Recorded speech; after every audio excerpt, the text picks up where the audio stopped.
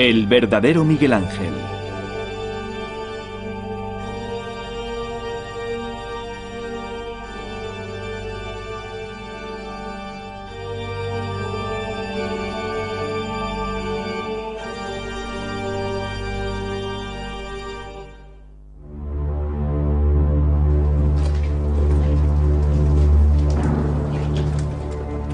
...18 de febrero de 1564... muere Miguel Ángel Buonarroti, el gran escultor, pintor y arquitecto, en su casa de uno de los barrios más pobres de Roma. Al amanecer del día siguiente, agentes del Papa se presentan en su taller para buscar todo lo que de interés pudiera haber allí, pero apenas encuentran algo. Antes de morir, Miguel Ángel quemó todos los dibujos y documentos que tenía.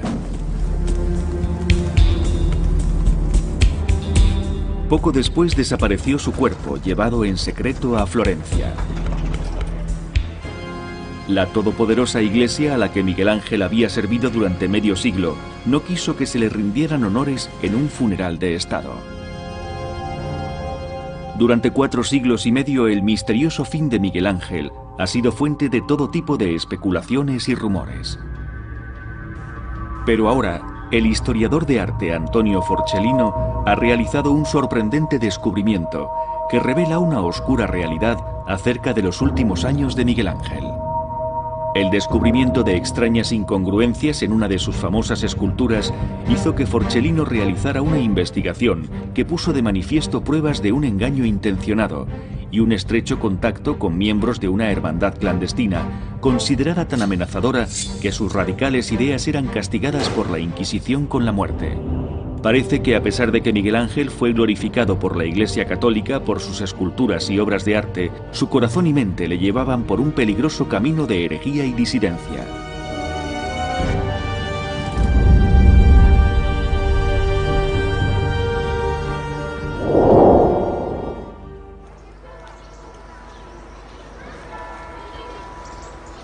Fue aquí, en el centro de Roma, donde el famoso artista creó algunas de sus más conocidas obras maestras.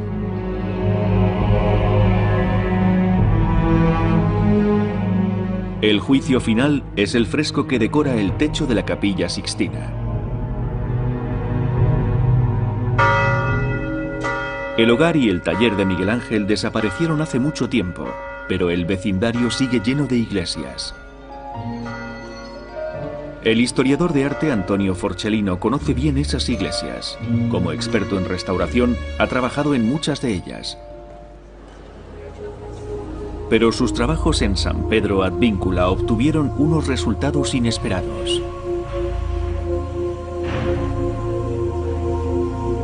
Forcellino es un distinguido y bien conocido investigador de las técnicas de Miguel Ángel. En 1999 fue contratado para restaurar una de las más famosas obras del artista, el Moisés.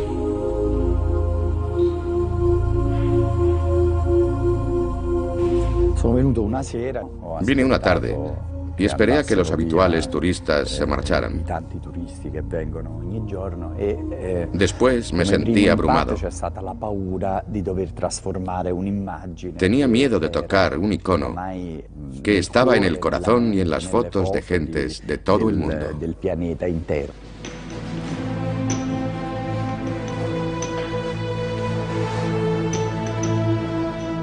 Miguel Ángel esculpió el Moisés en 1513. Tenía 37 años y ya había creado 2 obras maestras. La Piedad para la Basílica de San Pedro y el David para la ciudad de Florencia.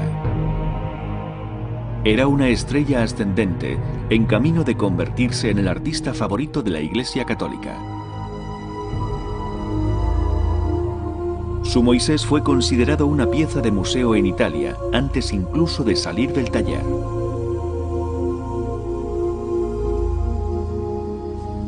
Cuando Forcellino se puso a trabajar en la estatua, pudo comprobar de cerca el genio artístico de Miguel Ángel. Las venas finamente talladas en los fuertes brazos de Moisés, su poblada barba, su cara de gesto adusto y carismático, y sus cuernos que significaban rayos de luz divina.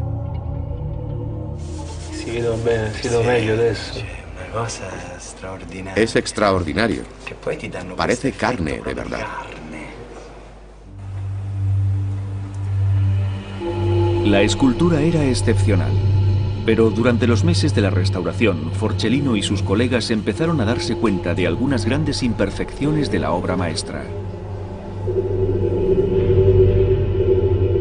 La pierna izquierda aparecía en un ángulo extraño y era mucho más pequeña que la derecha. Hay una diferencia de casi 10 centímetros entre un diámetro y otro.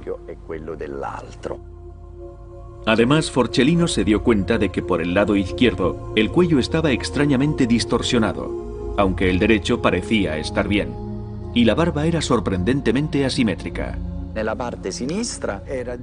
A la izquierda, Miguel Ángel había tallado una malla muy compleja de mechones a los que era muy difícil llegar para limpiarlos con los palitos de algodón. Y en el lado derecho la barba era completamente plana.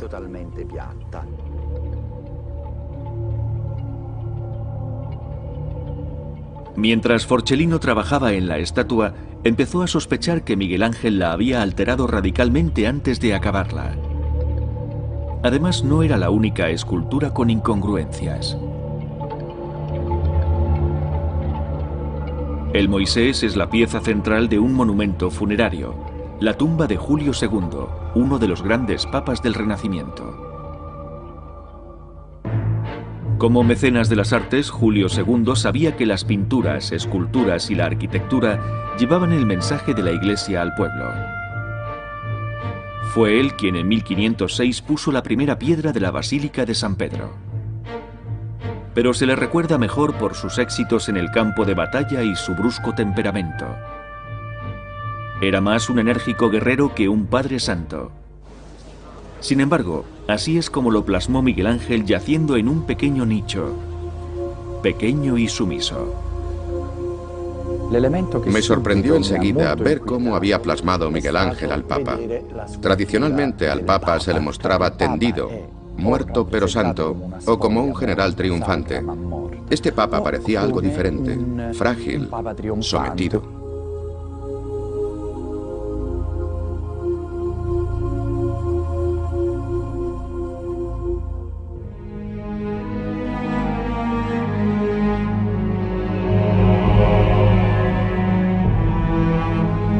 Antes nadie había prestado mucha atención al Papa, ya que la estatua no fue tomada en mucha consideración por ser el trabajo de un escultor de segunda fila al que Miguel Ángel había subcontratado para acabar las esculturas de la parte superior de la tumba.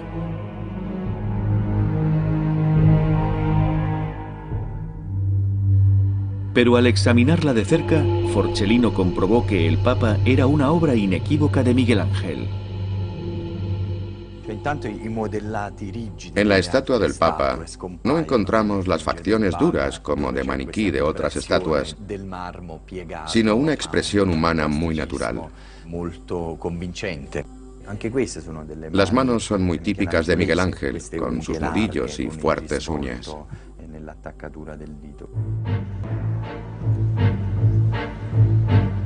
Otros expertos están de acuerdo, y ahora se acepta generalmente que el Julio II es obra de Miguel Ángel. Pero todavía nos queda por averiguar por qué Miguel Ángel quiso representar al Papa de esa manera tan poco usual.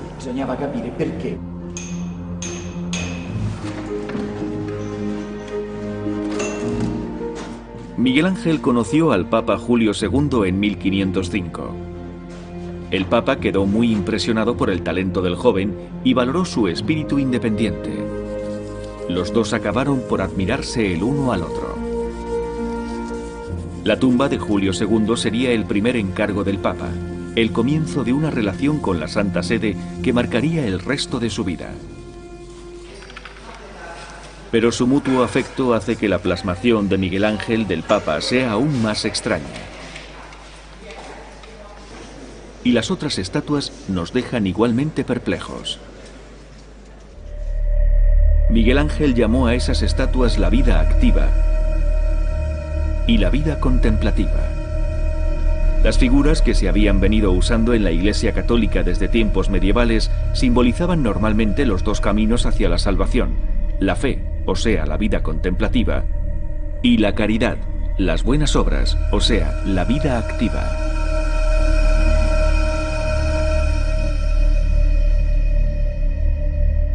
Los libros de historia del arte que consultó Forcellino decían que la vida activa mantenía un ramo de flores en su mano izquierda y un espejo en la derecha. Pero de cerca, Forcellino comprobó que esos objetos no eran los que se habían descrito. El ramo parecía más bien una corona de hojas de laurel y el espejo era una especie de antorcha. Nos dimos cuenta de que era imposible que fuera un espejo. Parecía más bien una antorcha o una lámpara pequeña.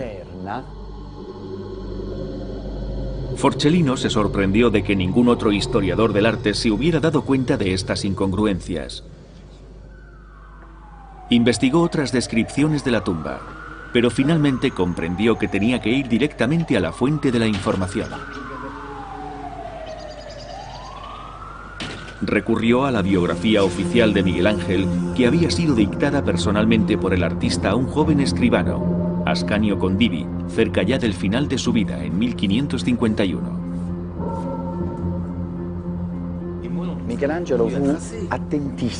Miguel Ángel prestaba mucha atención a los símbolos de sus obras.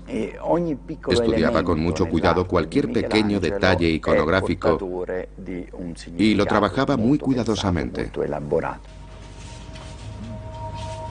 En las páginas dedicadas a la tumba del Papa, Forcellino realizó un descubrimiento sorprendente. El mismo Miguel Ángel fue el culpable de las equívocas descripciones. Su biografía menciona la vía activa, y fue Miguel Ángel el que dictó la descripción de una figura femenina que se mira en un espejo.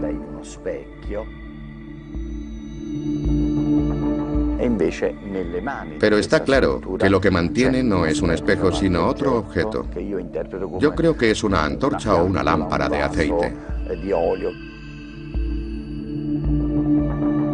Parece una discrepancia menor, pero durante la vida de Miguel Ángel tuvo una gran importancia. Como nadie más que el clero podía leer la Biblia, la mayoría de los fieles estaba muy influenciada por la imaginería religiosa. ¿Qué motivo pudo haber tenido Miguel Ángel para describir incorrectamente la estatua?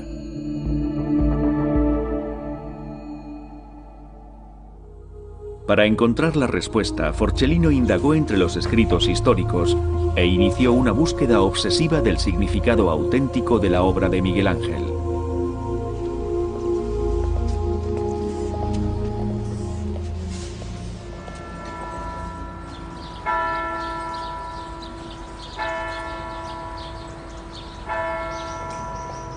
Dejando aparte relatos de segunda mano de la vida de Miguel Ángel e incluso su autobiografía, Forcellino rebuscó en los contratos firmados por Miguel Ángel y el Papa Julio II.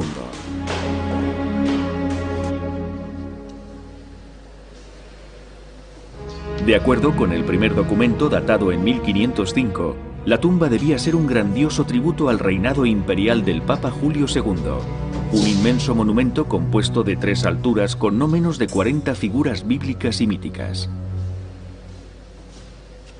A Miguel Ángel se le pagaría generosamente, pero pasaría mucho tiempo antes de que terminara el proyecto.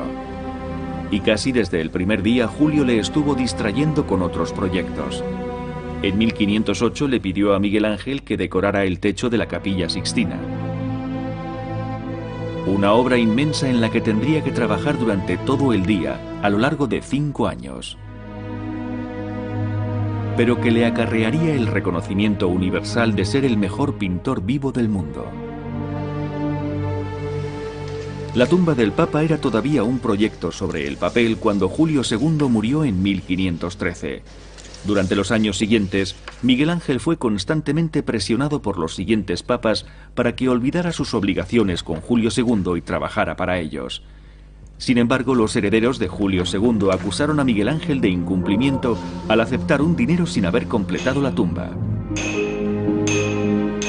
Pasarían 40 años antes de que el artista acabara el proyecto.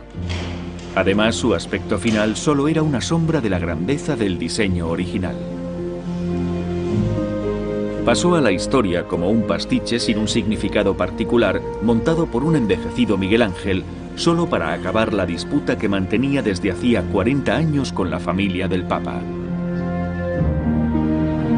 Sin embargo, algo le decía a Forcellino que había algo más.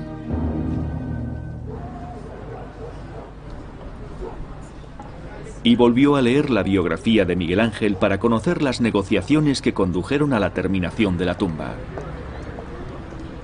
Forcellino descubrió que Miguel Ángel hacía hincapié en la participación de un oscuro cardenal, Ercole Gonzaga, en el diseño final del monumento en 1542. La biografía escrita por Condivi menciona de pasada a una persona que nunca había sido relacionada con Miguel Ángel antes, el cardenal Ercole Gonzaga. Condivi afirma que Gonzaga vio el Moisés en el taller de Miguel Ángel y dijo que solo la escultura sería un homenaje suficiente para Julio II.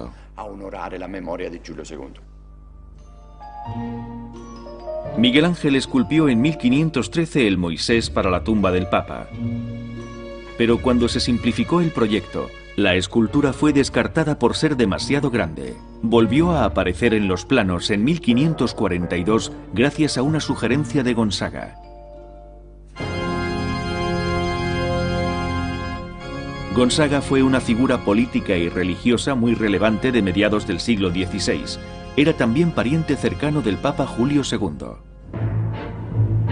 Durante años el cardenal fue mediador en las tensas negociaciones con Miguel Ángel. Provenía de una familia rica que gobernaba la ciudad-estado de Mantua, una de las más refinadas y progresistas de Italia. Sus documentos se conservan en los archivos de la ciudad.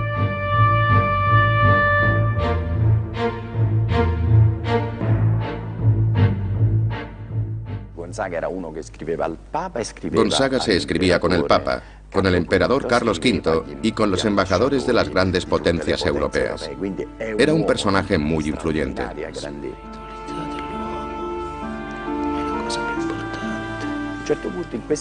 Entre sus documentos encontré varias cartas sobre Miguel Ángel que nunca antes habían sido publicadas. Las cartas en las que aparecía Miguel Ángel estaban dirigidas a dos personalidades europeas muy importantes de la época: un poderoso cardenal inglés llamado Reginald Pole y la noble poeta romana Vittoria Colonna. Gonzaga, Pole y Colonna eran evidentemente amigos íntimos que se escribían y reunían con frecuencia. Claramente conocían muy bien a Miguel Ángel, lo mencionan a menudo.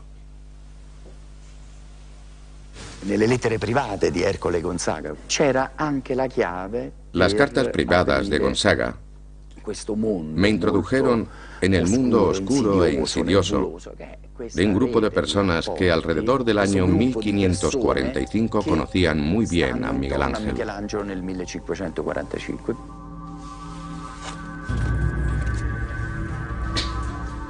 Gonzaga y los otros admiraban a Miguel Ángel, pero estaban involucrados en otros asuntos de mucho mayor calado que la escultura o el arte. Formaban parte de un renacimiento religioso que ponía en peligro a los mismos cimientos de la Iglesia Católica.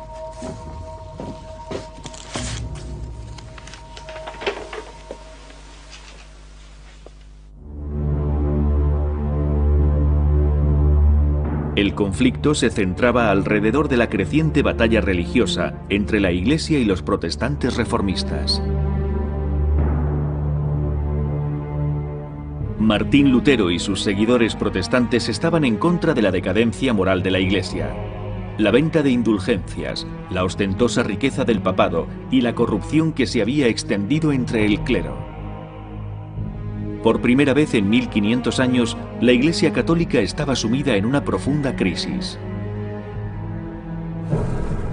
Colonna, Pole y Gonzaga se encontraban en la primera línea de este debate religioso.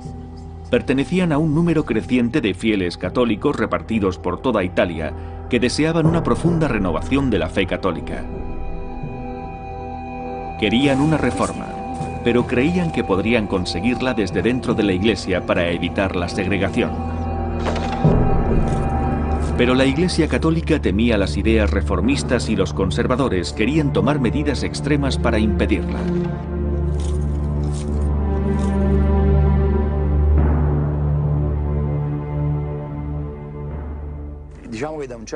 La historia de este grupo, cuando Miguel Ángel hizo la tumba, es más importante para mí que la tumba en sí misma. Las fuentes históricas confirman que Gonzaga, Paul y Colonna fueron reformistas importantes, y sus cartas demuestran que tenían en gran estima a Miguel Ángel. Pero, ¿eran simples amantes del arte o existía algo más en su admiración por el artista?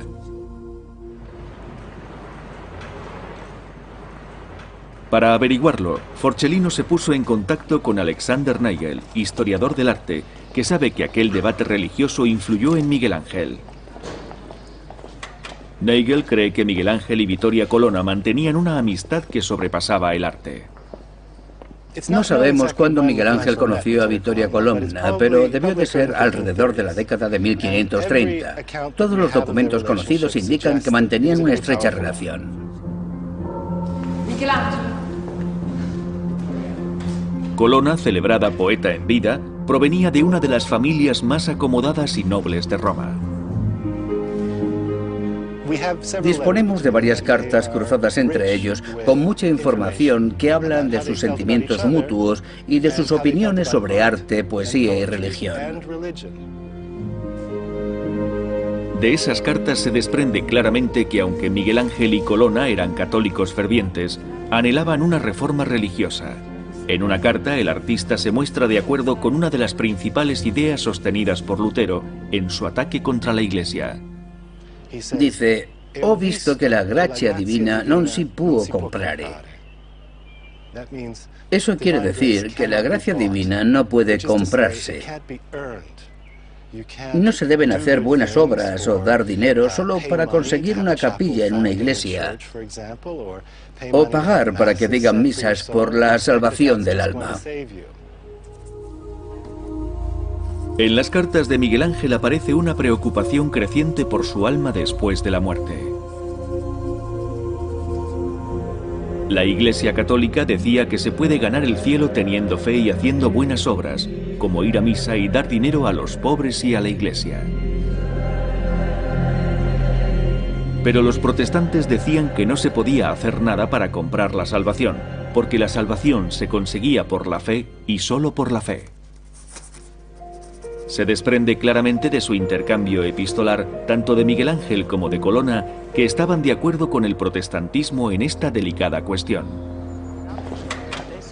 Pero si Miguel Ángel se cuestionaba la teología eclesiástica, también debió reflexionar sobre su papel como artista al servicio de la Iglesia.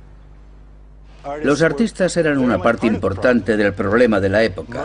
La mayoría de ellos hacían arte religioso, ya fueran frescos para una capilla o una tumba finamente decorada para una iglesia. Esa era la clase de trabajos que hacían los artistas. Para Miguel Ángel el problema era especialmente agudo. Su cliente principal no era una iglesia cualquiera, sino la Santa Sede, que entendía que su arte era un medio poderoso para transmitir la fe durante la misa. Miguel Ángel creaba obras de arte que glorificaban a la Iglesia. Pero Forcellino encontró también unos dibujos muy diferentes que el artista hizo para Vittoria Colonna. Su mensaje era más personal que los de las pinturas de los palacios vaticanos. En un sentido material, no costaban mucho dinero, pero estaban repletos de contenido.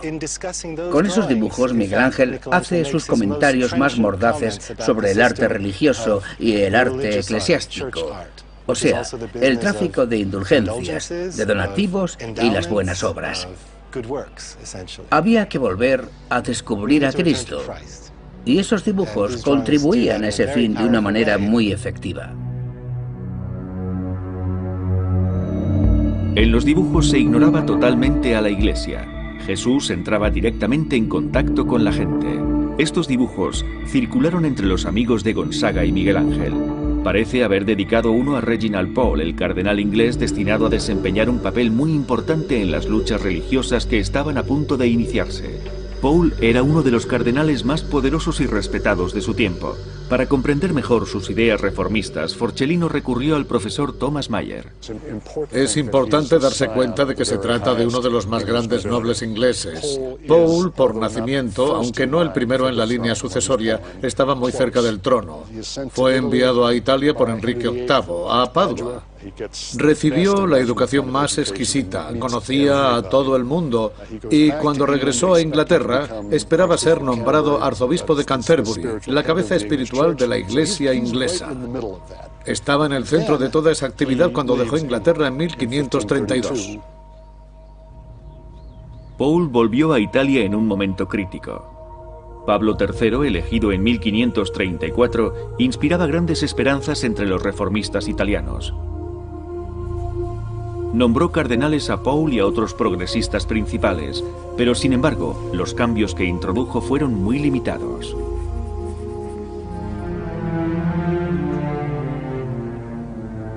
En 1541, Paul llegó a ser gobernador papal de Viterbo, una ciudad próxima a Roma.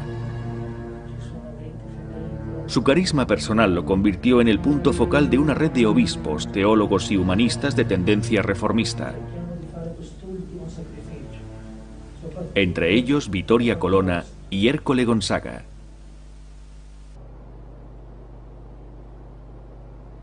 Según las referencias de Forcellino, el grupo se llamaba Los Spirituali. En su mayoría eran personas extremadamente privilegiadas y bien educadas, que tenían un concepto muy espiritual de la religión, que ahora sabemos que estaba muy próximo al protestantismo.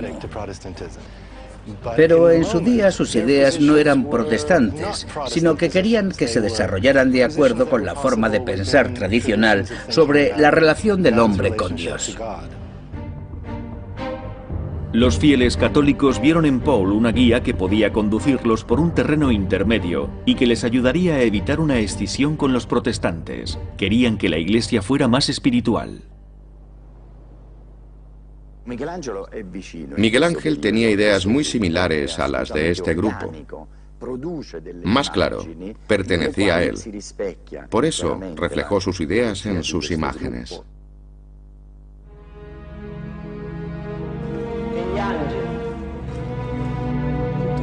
A principios de la década de 1540, los Spirituali estaban en la cima del poder y de la popularidad en Italia y en la misma Iglesia.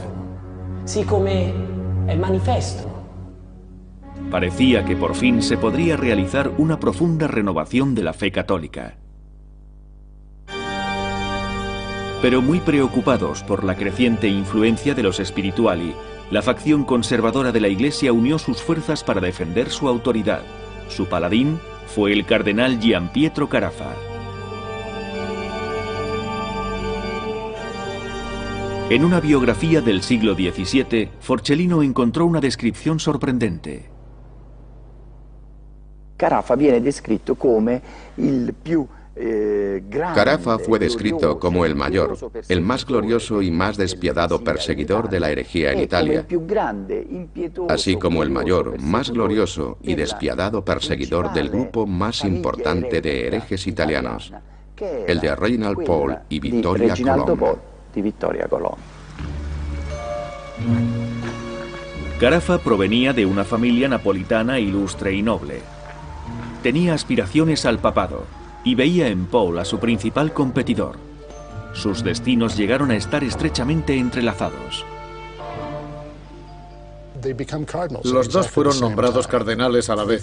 Los dos tenían grandes aspiraciones, pero Carafa se mostró mucho más activo que Paul. Aparte de eso, su formación era muy similar. Creo que eso fue un punto muy importante. Sin embargo, les separaba una generación, algo también muy importante, porque Carafa quería que Paul le tuviera un respeto que Paul no quería darle solo porque fuera mayor que él. Digamos también que Carafa no era una persona muy flexible.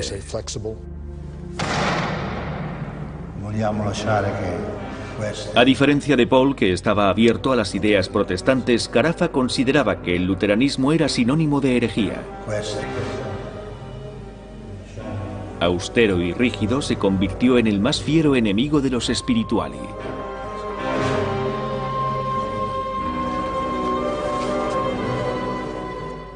Carafa hizo causa común con la facción romana más conservadora, que quería que la situación no cambiara. Tenía un poder tremendo y actuó astutamente. A Paul le seguían poetas, artistas y gente que no estaba acostumbrada a la disciplina. En eso Carafa le llevaba ventaja. Con Carafa dispuesto a eliminar a los protestantes y a los spirituali, Miguel Ángel se vio en una encrucijada. Desde 1536, el artista había sido contratado como arquitecto, escultor y pintor supremo del Vaticano.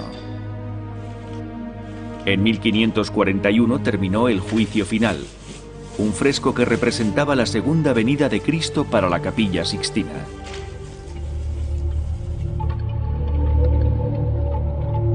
Pero Carafa inició un ataque contra su obra, aduciendo que la desnudez de los cuerpos era obscena e inmoral, totalmente inadecuada para una capilla cristiana.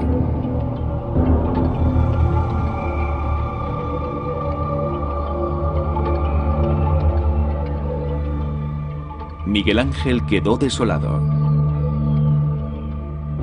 En su desesperación escribió: ¿qué juicio será tan bárbaro que niegue que el pie del hombre es más noble que su bota y que su piel es más digna que la de un cordero?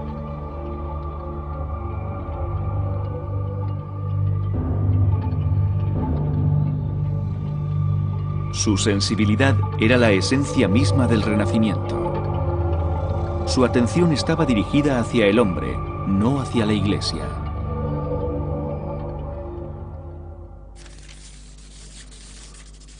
Afortunadamente para Miguel Ángel, el Papa Pablo III salió enseguida en su defensa. Le mostró su apoyo ofreciéndole otro encargo papal de gran envergadura.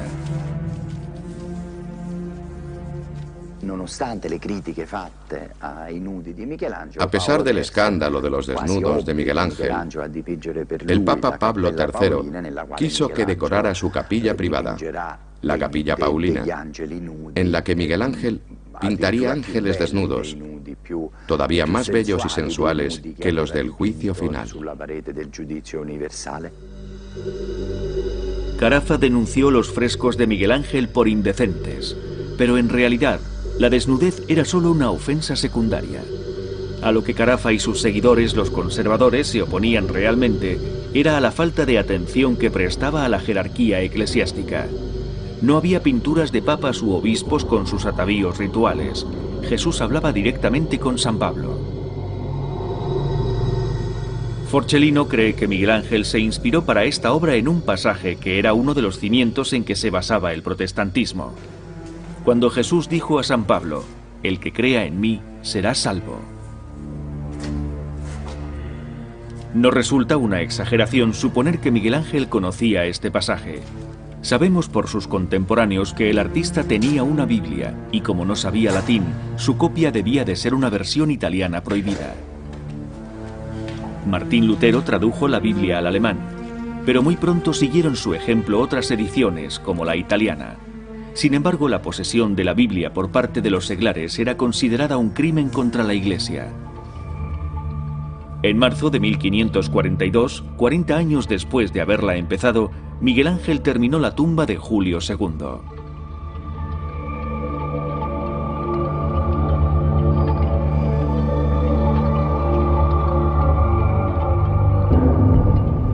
Pero de nuevo se vio envuelto en un conflicto religioso.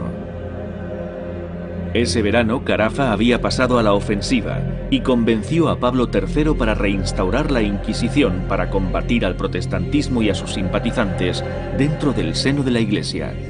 El Papa nombró a Carafa inquisidor general, pero al principio no le dio fondos, una forma compensatoria de actuar típica de este Papa. Carafa podía combatir abiertamente al protestantismo, pero debía tener más cuidado con los spirituali, ya que el Papa tenía en gran estima al cardenal Paul. Carafa se dedicó a reunir lentamente pruebas contra Paul, a la vez que perseguía a los reformistas menos protegidos.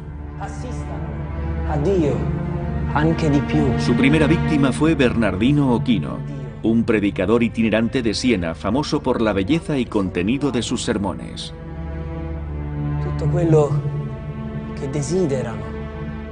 Ochino era íntimo amigo de Vittoria Colonna y tenía muchos seguidores en Italia.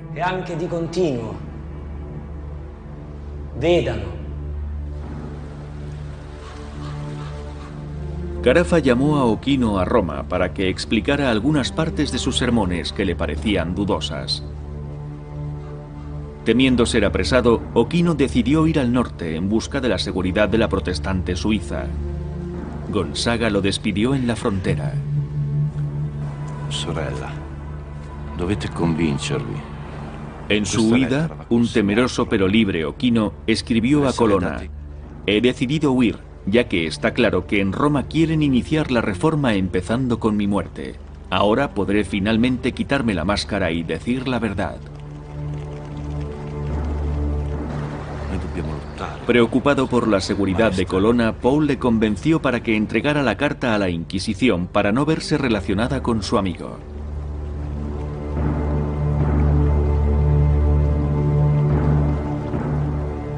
Así lo hizo. Pero la carta y la huida de Ochino le dio a Carafa los motivos que necesitaba para buscar el soporte internacional para su campaña contra Paul y los Spirituali.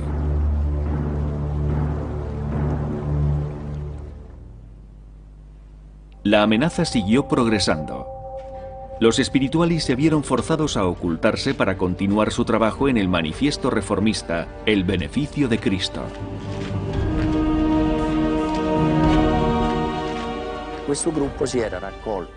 El grupo se reunió en Viterbo para preparar la publicación de su manifiesto. Imprimieron 40.000 copias, aunque el manuscrito ya había circulado ampliamente entre los reformistas italianos.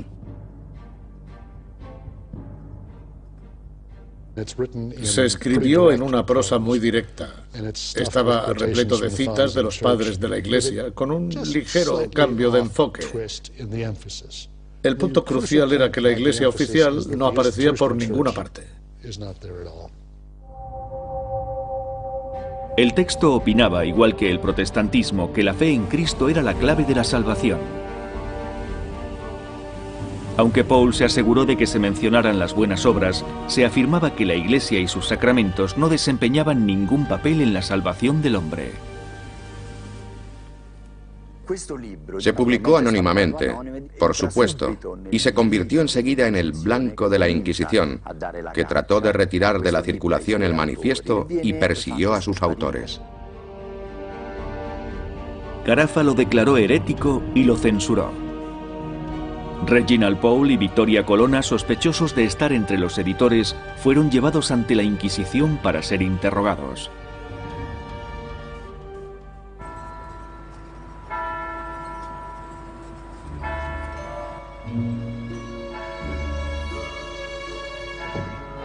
...450 años más tarde, Forcellino cree que todavía se guardan documentos de las actas de la Inquisición contra los miembros de los Spirituali.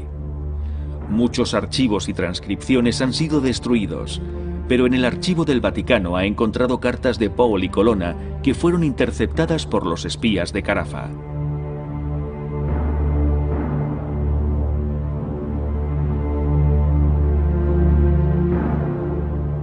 Una de esas cartas contiene una inesperada referencia a Miguel Ángel.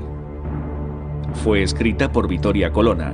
En ella habla de la reunión de 1543 en la que los Spirituali escribieron su manifiesto.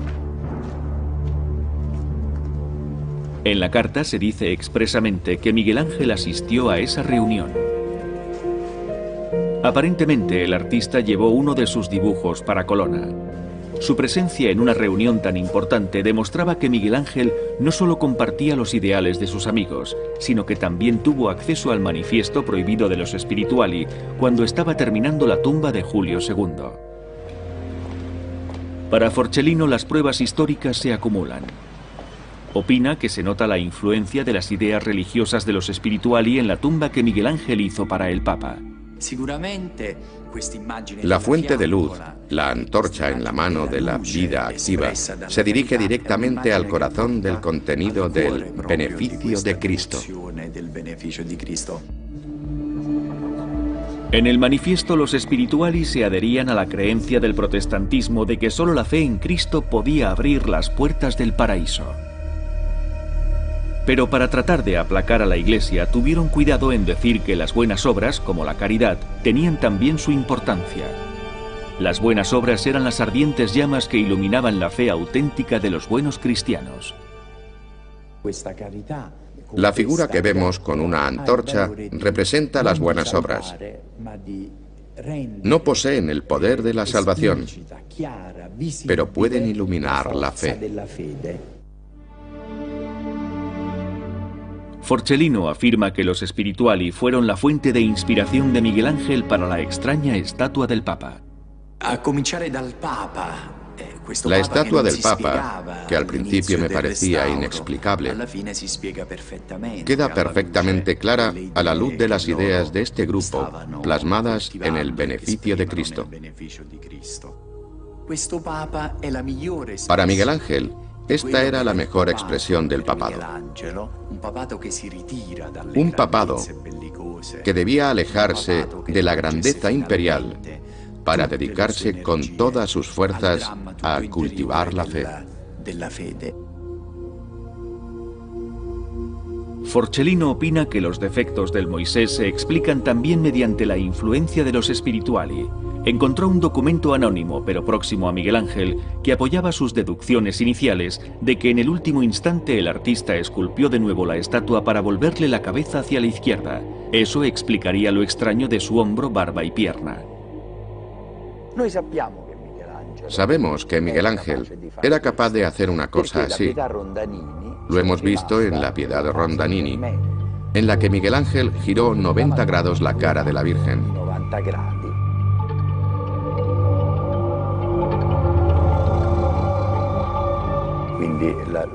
Pero no sabíamos que también lo había hecho en su Moisés.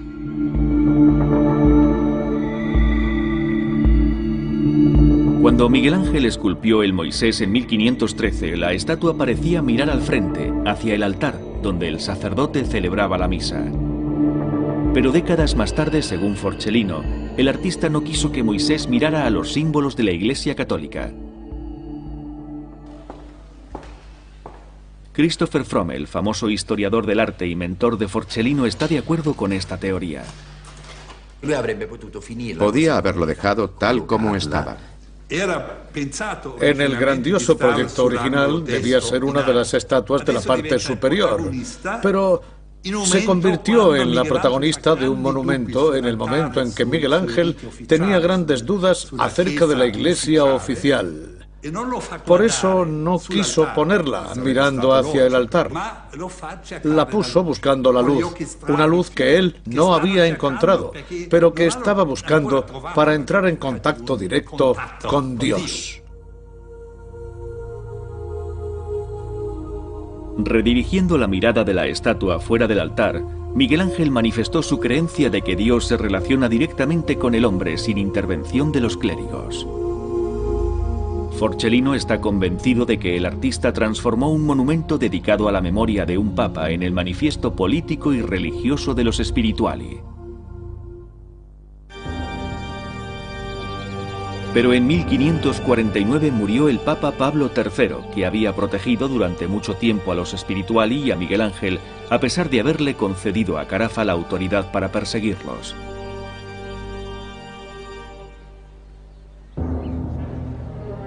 Antes de expirar, el Papa dijo que Paul era su favorito para sucederle. Pero al inglés le faltó un voto para conseguir la mayoría.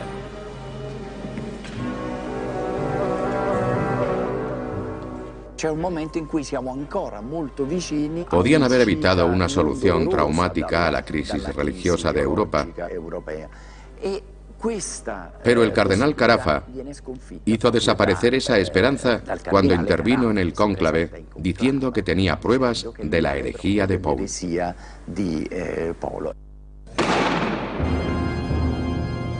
La prueba consistía en la participación de Paul en la publicación del manifiesto El beneficio de Cristo.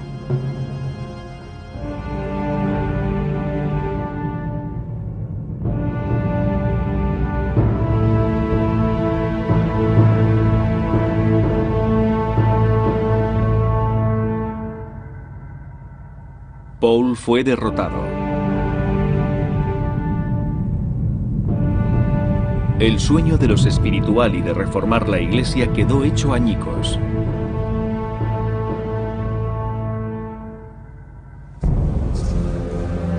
En 1555, Carafa fue nombrado papa. Y la Inquisición se convirtió en una de las herramientas fundamentales de la Iglesia. Una de las primeras decisiones de Carafa fue retirarle la pensión a Miguel Ángel. El artista se encontró aislado y solo. Vittoria Colonna había muerto en circunstancias misteriosas unos años antes. Reginald Paul huyó a Inglaterra. Sus aliados le proporcionaron un puesto de embajador ante el Papa, pero Carafa trató repetidamente de extraditarlo y llevarlo a juicio. Como Miguel Ángel, Ercole Gonzaga fue silenciado por miedo. Los nombres de casi todos los espirituali estaban en poder de la Inquisición y algunos de los más íntimos amigos de Miguel Ángel fueron encarcelados.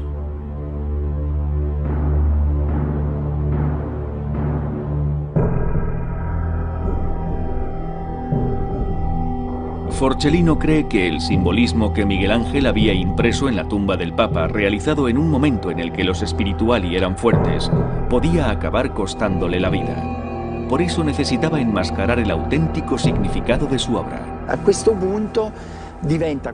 En aquel momento, si alguien expresaba abiertamente sus ideas sobre los espirituali, corría un grave peligro. La tumba, que era de piedra, había nacido de la convicción de que sus ideas triunfarían algún día. Eso explica por qué, un año más tarde, al dictar su biografía a Condivi, Miguel Ángel dio una descripción absurda y equívoca de su obra. Las palabras de Miguel Ángel ocultaban cuidadosamente el auténtico significado de las esculturas. La antorcha y la corona de laurel que Forcellino creyó al principio que simbolizaban la idea de los espirituali de que la caridad era importante, pero no podía conseguir la salvación por sí sola, se convirtió en una guirnalda de flores y en un espejo, representando la prudencia. La referencia a la prudencia tenía evidentemente un doble sentido. Pensamientos religiosos prudentes para todos y acciones prudentes para él, dadas sus peligrosas circunstancias. Increíblemente, la tapadera de Miguel Ángel se mantuvo durante 4 siglos y medio.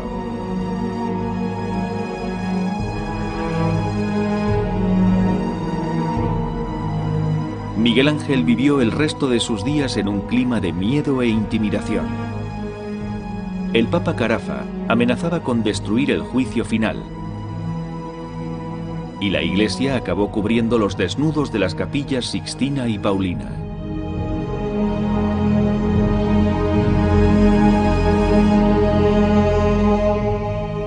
Sin embargo, aunque Carafa trató de relegar a Miguel Ángel, otras personas dentro de la Iglesia le pidieron que protegiera la imagen del papado. Fue llamado para que salvara la Basílica de San Pedro, cuya construcción se había iniciado en 1506. La enorme basílica se convertiría en un símbolo viviente del incuestionable poder papal, pero la construcción se vio acompañada de corrupción y escándalos. Y la Iglesia creyó que Miguel Ángel era el único que podía restaurar el orden y acabar el proyecto. Así, bajo la opresiva ley de Carafa, el artista tuvo que trabajar en su última y abrumadora obra. En sus últimos días, Miguel Ángel trabajó también en una escultura para su propia tumba. Se retrató en ella de Nicodemo, el hombre que fue a ver a Jesús crucificado por la noche, porque no tuvo el valor de hacerlo abiertamente durante el día. En esta escultura tan personal, el artista lamentaba claramente su tormento de no haber podido manifestar su verdadera fe en público.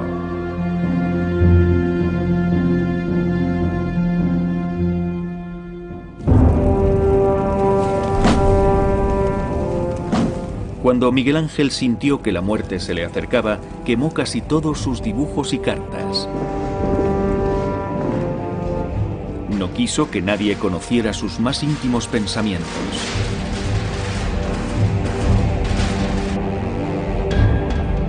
Confortado por su Biblia, murió en su cama el 18 de febrero de 1564.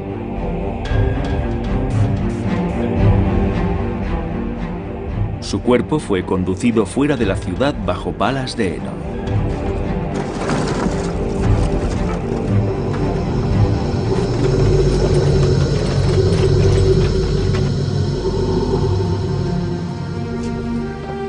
En Florencia, la ciudad nativa de Miguel Ángel, cientos de personas acudieron con lágrimas en los ojos a rendir el homenaje final al hombre al que llamaban el artista divino. Solo con su muerte pudo Miguel Ángel escapar de la ciudad en un momento de profunda agitación interna. Dedicó toda su vida a servir a la Iglesia y a hacer monumentos para ella como devoto y fiel católico. Pero al mismo tiempo, el extraordinario pintor, escultor y arquitecto luchó valientemente para defender abiertamente su idea de lo que debía ser la Iglesia.